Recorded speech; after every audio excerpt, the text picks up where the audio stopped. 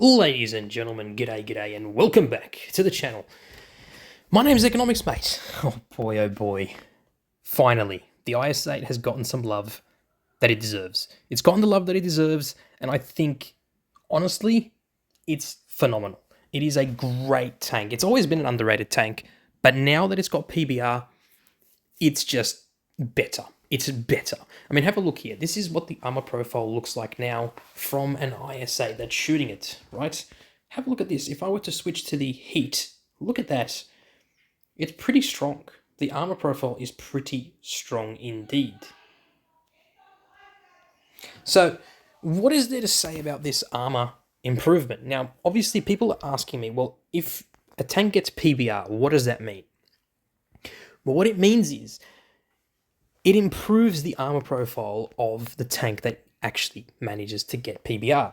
Because of the improved graphics and the high definition graphics, the hitboxes, the weak points, all those little things become smaller and more difficult to hit for enemy tanks when they want to hit you, right? So now that everything looks a little bit more realistic and better, obviously, texture-wise, your tank will be a little bit harder for other people to penetrate, and that's the idea.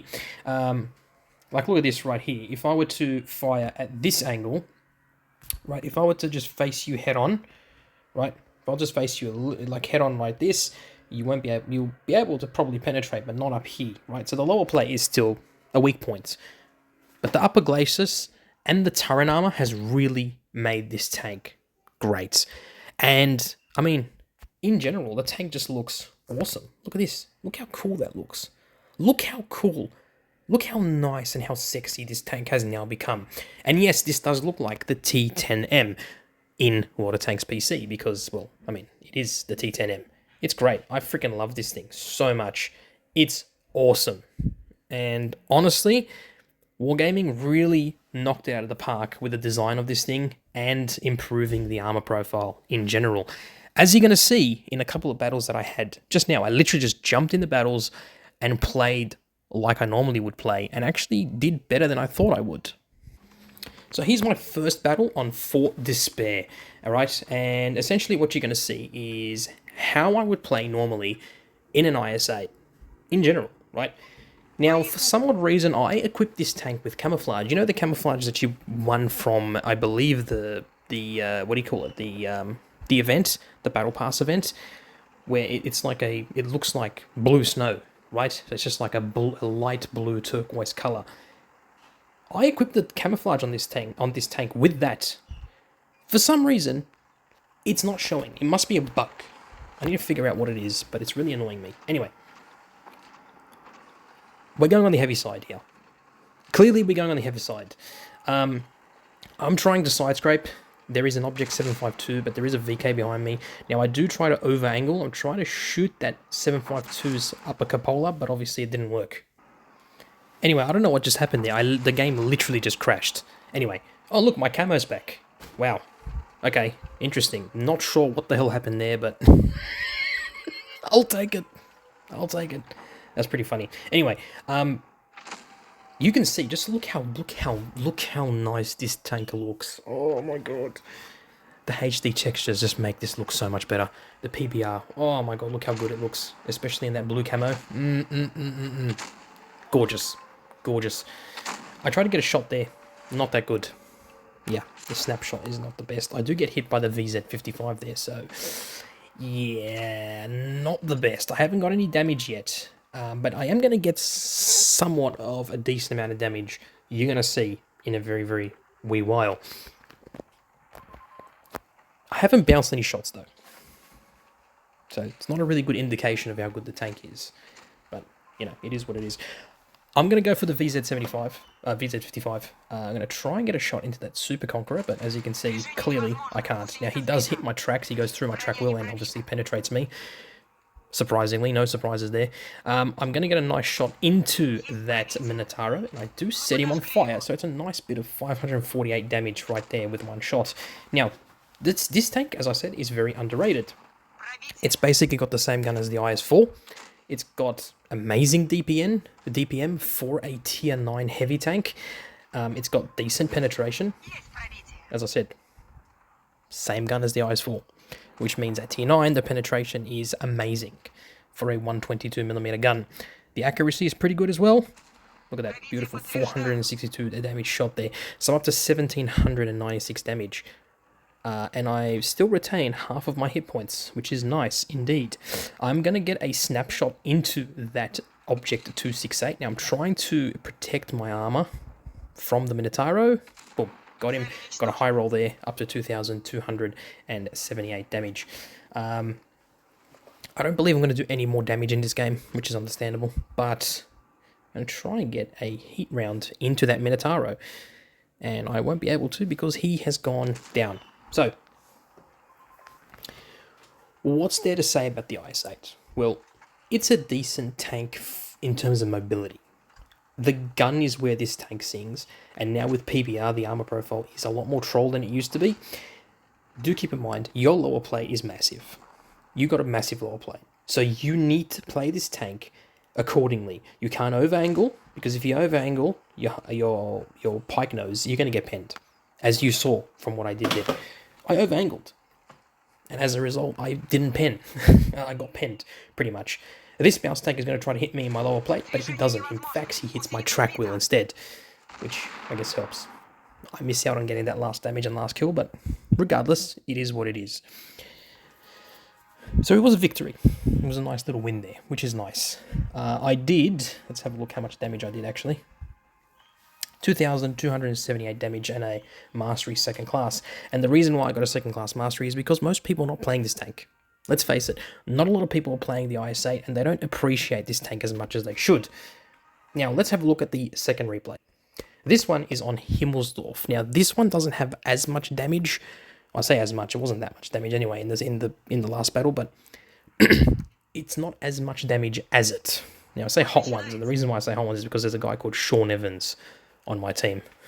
Now, surprisingly, my entire team decides to go towards the ACAP, which is interesting. Wasn't expecting the heavy tanks to also follow suit, but nonetheless, you're going to see why it was a good idea to all of us go that direction. Now, the 215B is immediately spotted. The AMX 120 is also spotted. So clearly, there is a lot of enemy tanks there. Now, someone is capping C, which is understandable. Someone is also capping B from our section, which is nice. I'm going to make my way up here. Now, you're going to see a lot more bounces in this one as you did compared to the previous battle. And showcases the armor profile a little bit better. With this tank, you can side scrape, but you need to basically over-angle your tank in order to prevent those people from trying to hit you. Now, I get a shot into that AMX. I get shot from both the Leopard and the CS63, I think it was. Yeah, the CS63 does pen me. He does bounce me, though. I tried to get a side shot, miss. I did bounce, but he's going to try and hit me again. As you can see, he bounced me again.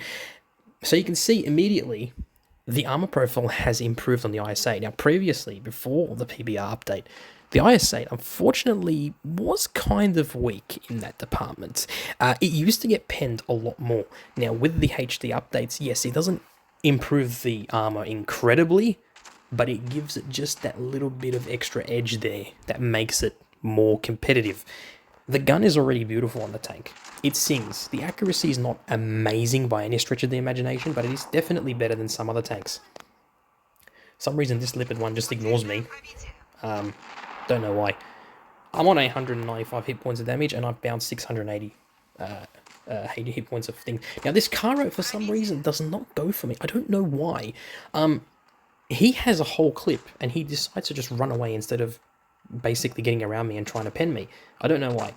I get a nice shot into that FV215B183. Now, we are going to win this match pretty easily. We have lost 2 tanks, but they basically lost their entire team. Here we go. Who was there? The E75 is going to get killed, and the Caro is going to get killed very soon. I don't think I do any more damage in this, but you can see the tank performs very, very nicely, given the right situations. Now, if I didn't make too much errors where I missed some of the shots like that there, I probably would have gotten more damage out, but, you know, it is what it is. At the end of the day, a win is a win. This tank is great. It's underrated as hell. people don't appreciate this thing as much as they should. I don't know why. Honestly, I don't know why people don't appreciate this tank. It's a great tank. Look, another Mastery 2nd class. And I ended up getting a Confederate badge because I damaged 5 tanks. I didn't do a lot of damage. But still, it's a great tank. I don't understand why people don't play this thing more often. It's such a nice looking tank.